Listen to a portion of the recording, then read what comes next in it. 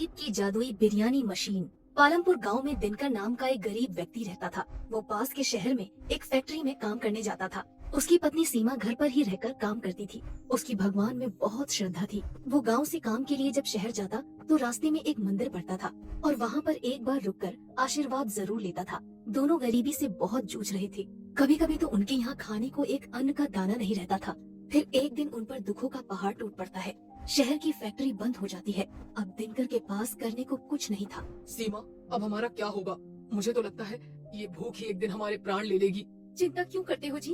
ऊपर वाला है ना, वो हमारी कुछ न कुछ जरूर मदद करेगा। हे ऊपर वाले, कुछ तो हमारी मदद कर। आप भी ना जब देखो भगवान से मांगते ही रहते हो। अब ये देखो, भगवान को दीपक लगाने के लिए तेल ही नहीं है। अब मैं क्या करूं? अरे अपने जो खाने का तेल है ना, उसी से लगा दो। पर फिर हम लोग क्या खाएंगे? तुम भी ना सीमा, तुम ही तो कहा करती हो कि ऊपर वाला हमारी मदद करेगा। ऐसा कहकर दोनों हंस पड़ते हैं।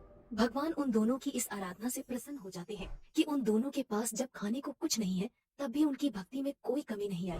भगवान रात को ही उपहार स्वरूप उन्हें बिरयानी बनाने की मशीन देते हैं। अगली सुबह सीमा जब अपने घर का दरवाजा खोलती है तो बाहर बिरयानी बनाने की मशीन मिलती है। वो फटाफट दिनकर को बुलाकर लाती है। अजी देखिए, देखिए तो बाहर क्या है। दिनकर उठता है और बाहर जाता है और खुशी से झूम उठता है और कहता है, अरे ये तो बिरयानी बनाने की मशीन है। वाह ऊपर वाले, तेरी लीला अपरंपार है। मैं ना कहती थी भगवान सबकी सुनता है। क्यों जी, हम बिरयानी बेचकर भी तो अपना व्यापार शुरू कर सकते हैं। अरे हाँ भाग्यवान, इसमें देर किस बात की। फिर दिनकर गांव के चौराहे पर बिरयानी बनाने की मशीन लगा लेता है। जहां वो मशीन में ऊपर से चिकन डाल रहा था और गरम गरम बिरयानी बाहर निकल जा रही थी। मशीन से बनी बिरयानी को चखने के लिए लोगों की बहुत भीड़ लग जाती है। सभी लोग मशीन से बनी बिरयानी खाने को लेकर उत्साहित होते हैं। दिनकर दुकान पर बिरयानी बेचते समय, आओ आओ गाँव वालों, आओ आओ, गर्मा गर्म बिरयानी चख लो, मजे लूट लो, ले जाओ। आज तक कभी नहीं खाई होगी ऐसी स्वादिष्ट बिरयानी। पालमपुर की सबसे स्वादिष्ट बिरयानी। वो ऐसा कहता जाता और चिकन मशीन के अंदर डालता जाता। दिनकर की दुकान पर भीड़ बढ़ने लगती है। धीरे धीरे दिनकर के पास पैसा भी बढ़ने लगता है। वो नया घर बना लेता है। दिनकर अब दुकान पर काम नहीं करता। उसने दुकान पर काम करने के लिए नौकर लगा लिए थे। दिनकर की बिरयानी दूर दूर तक जाने लगी। फिर उसने बिरयानी के दाम भी बढ़ा दिए थे। एक दिन जब दिनकर चिकन डालकर गरम गरम बिरयानी निकाल रहा था तभी एक गरीब आता है और उससे बिरयानी मांगता है। पर वो बिरयानी के दाम सुनकर चौंक जाता है। अरे बाप रे, इतनी महंगी। दिनकर कहता है, दिनकर की बिरयानी किसी गरीब के लिए नहीं है। खाना है तो खाओ वरना चलते बनो। ना जाने कहां कहां से चले आते हैं। बिरयानी खाने की औकात नहीं है और चले आते हैं मुंह उठा के। ऐसा मत कहो दिनकर, तुम भी तो एक गरीब थे। गरीब था मूर्ख, अब नहीं हूँ। वो दिन बीत गए हैं। अब चलता बन यहाँ से, जबान मत लड़ा। आज तुम एक गरीब का मजाक बना रहे हो, पर याद रखना दिनकर, ये तुम्हें बहुत भारी पड़ेगा। तुम्हें मेरी बद्दुआ है कि तुम जहाँ थे वहीं दोबारा पहुँच जाओगे। तुमने आज एक गरीब का दिल दुखाया है। अरे ओ, चल चल निकल यहाँ से। दिनकर ने अब पूजा पाठ करना भी बंद कर दिया था। क्यों जी, आजकल आपने पूजा पाठ क्यों बंद कर दिया? सीमा, तुम तो जानती हो मैं कितना व्यस्त रहता हूँ। आजकल इन सब चीजों के लिए समय ही कहाँ है। भगवान मेरे से वैसे ही बहुत खुश है। तुम देख तो रही हो ना, लक्ष्मी माता की कृपा कितनी है हम लोगों पर। आज हमारे पास क्या नहीं है? घर है, जमीन है, दुकान है, काम करने के लिए नौकर भी है। भला भगवान की कृपा नहीं है तो ये सब क्या है? तुम बिल्कुल फिक्र मत करो सीमा, भगवान मुझसे बहुत खुश है। ऐसा नहीं है जी, व्यस्त तो हम सभी रहते हैं, पर हमें भगवान को कभी नहीं भूलना चाहिए, क्योंकि ये सब तो उन्हीं का दिया है ना। सीमा, अब तुम मेरा दिमाग मत खाओ। मुझे मत सिखाओ कि मुझे क्या करना चाहिए। तुम खाना लगाओ, मुझे खाना दो। कल वैसे भी बहुत काम है। ठीक है जी, जैसा आपको उचित लगे। मैं तो बस कहने से रही। ऐसा कहकर थक जाओगे। तुमने आज एक गरीब का दिल दुखाया है।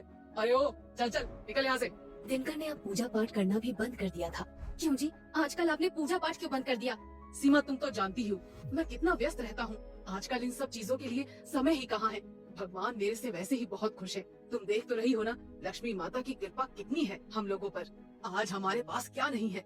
घर है, जमीन है, दुकान है, काम करने के लिए नौकर भी है। भला भगवान की कृपा नहीं है तो ये सब क्या है?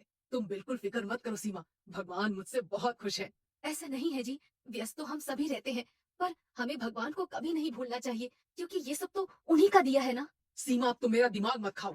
मुझे मत सिखाओ कि मुझे क्या करना चाहिए। तुम खाना लगाओ, मुझे खाना दो। कल वैसे भी बहुत काम है। ठीक है जी, जैसा आपको उचित लगे। मैं तो बस कहने से रही। ऐसा कहकर वो दिनकर के लिए खाना लगा देती है। ऐसे ही कई दिन बीतते गए। दुकान पर एक बार जब बिरयानी बनाने की मशीन चल रही थी तब नौकर ने जल्दी जल्दी में परोसते समय एक प्लेट बिरयानी जमीन पर गिरा दी। दिनकर को ये देखकर बहुत गुस्सा आया। उसने कहा, मूर्ख, तेरे को अक्ल नहीं है क्या? हाथ पैर टूट गए क्या तेरे? काम नहीं करना आता तो आता क्यों है यहाँ पे? ऐसा कहकर उसने नौकर को एक लात मारी। बेचारा नौकर आगे जाकर गिर जाता है। चला जा यहाँ से, दूर हो जा मेरी नजरों से। तुम जैसे दो कौड़ी के लोगों की मुझे जरा भी जरूरत नहीं है। बेचारा नौकर गरीब मजबूर था, वो वहाँ से उठकर चला जाता है। दिनकर गुस्से में लाल होकर घर जाता है और सीमा उससे पूछती है, अजी क्या हो गया है आपको? आप बहुत गुस्से में दिखाई दे रहे हैं। कुछ नहीं हुआ, ये गरीब लोग, इन्होंने तो मेरा जीना ही हराम कर दिया है। कभी कोई बद्दुआ देकर जा रहा है तो कभी कोई काम ही नहीं आ रहा है। मैं तो परेशान हो गया हूँ इन गरीब लोगों से। कैसी बातें कर रहे हैं आप? ऐसा नहीं बोलते हैं। मत भूलिए कि हम कहाँ से उठकर आए हैं। आप भी इन्हीं लोगों की तरह मजदूरी करने जाते थे। अब तुम मत शुरू हो जाओ सीमा, कहाँ से उठकर आए हैं, कहाँ से उठकर आए हैं। हर कोई मुझे यही बात याद दिलाता रहता है। मुझे भी पता है कि मैं कहाँ से उठकर आया हूँ, नहीं भूला हूँ मैं। पर क्या अब भी ऐसी ही जिंदगी जीता रहूँ? अमीर हूँ, अमीर की तरह रहूंगा। ऐसा कहकर दिनकर सोने चला जाता है। अगली सुबह दिनकर दुकान पर जाता है और मशीन चालू करता है और ऊपर से चिकन डालना शुरू करता है। पर ये क्या, वो देखता है कि बिरयानी बनकर निकलती ही नहीं है। बाहर ग्राहक भीड़ लगाकर खड़े रहते हैं। बिरयानी लाओ भाई। अरे दिनकर भाई बिरयानी लाओ।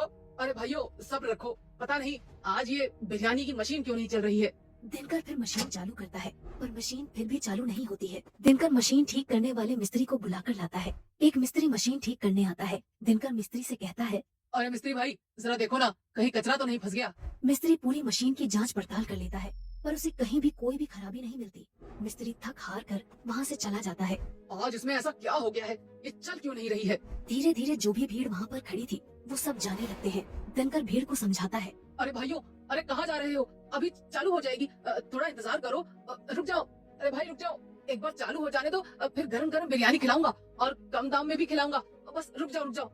पर दिनकर की कोई भी नहीं सुनता। सारी भीड़ दिनकर को भला बुरा कहकर वहाँ से चली जाती है। दिनकर उस मशीन को कई बार चालू करता है पर मशीन चालू नहीं होती। इतने में उसके सामने एक दिव्य शक्ति प्रकट होती है और वो दिव्य शक्ति दिनकर से कहती है, क्या हुआ दिनकर, मशीन चल नहीं रही? ये सोचकर परेशान हो रहे हो? जी भगवान, अब ये मशीन कभी नहीं चलेगी दिनकर। नहीं प्रभु, ऐसा मत बोलिए, मुझसे ऐसा क्या पाप हो गया? तुम्हारे पाप का घड़ा भर गया है दिनकर। तुम भूल गए कि तुम कहाँ से हो और कहाँ से आए हो। तुमने गरीबी का मजाक बनाया है, गरीब लोगों को बिरयानी नहीं खिलाई। अपने यहाँ काम करने वाले नौकरों को तुमने लातों से मारा है। तुमने जितने भी पुण्य किए थे वो सारे खत्म हो गए और जिस गरीब को तुमने बिरयानी नहीं खिलाई वो गरीब और कोई नहीं, इंसान के भेष में मैं खुद था। मुझे माफ कर दीजिए प्रभु, आगे से ऐसी कोई गलती नहीं होगी, कभी नहीं होगी। मैं कभी किसी गरीब का मजाक नहीं बनाऊंगा और मुफ्त में गरीबों को बिरयानी खिलाऊंगा। पर मेरी मशीन वापस चालू करवा दीजिए। अब मेरे हाथ में कुछ भी नहीं है दिनकर, सब तुम्हारे कर्मों का फल है। तुमने घमंड किया, इसकी कीमत तो तुमको चुकानी पड़ेगी। ये सब तुम्हें पहले सोचना था। ऐसा कहकर दिव्य शक्ति वहाँ से गायब हो जाती है। दिनकर फूट फूट कर रोने लगता है और कहता है, हे प्रभु, मुझे माफ कर दीजिए प्रभु, मेरी आंखों पर घमंड की पट्टी बन गई थी। हे प्रभु, हो सके तो मुझे माफ कर दीजिए। दिनकर के वापस गरीबी के दिन आ जाते हैं। वो वापस एक कुटिया में आ जाता है और वापस अपना जीवन गुजारने के लिए मजदूरी करने इधर उधर निकल जाता है। दिनकर का घमंड उसको ले डूबता है। इसलिए कहा जाता है, कभी घमंड नहीं करना चाहिए।